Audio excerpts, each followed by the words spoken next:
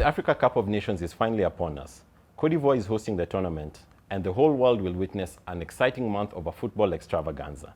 Now, to look ahead to the tournament, I have with me David Kwalimwa, a football journalist here in Nairobi, Kenya.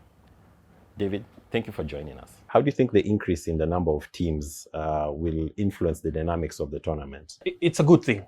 It's a good thing that very many teams or more teams get a chance to compete at the Africa Cup of Nations. Remember, this is Africa's biggest sports event. It's the African World Cup, so to speak. Basically, half of African nations are at the Africa Cup of Nations. Of course, this gives a chance to the so-called smaller teams. If you allow me, I can just name the likes of Guinea-Bissau, Equatorial Guinea, Mauritania, Namibia, Tanzania, to have a chance to compete at the continental level.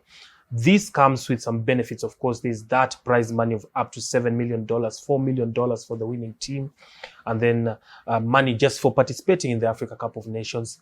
Of course, for these so-called smaller teams, again, there's a chance for their players to be scouted by some of the biggest agents in the world who camp at the Africa Cup of Nations, are looking for the next Mohamed Salah, the next Sadio Mane, and the so-called big stars. So in all essence, a bigger Africa Cup of Nations tournament is good for Africa. Mm-hmm. And those are the positives. What would you say of the negatives of having an expanded tournament?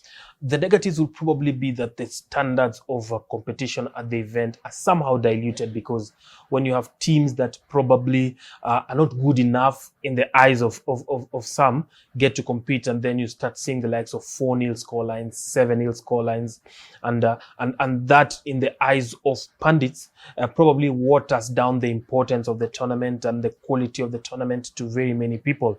That probably is the only thing I can look at it from the negative point of view.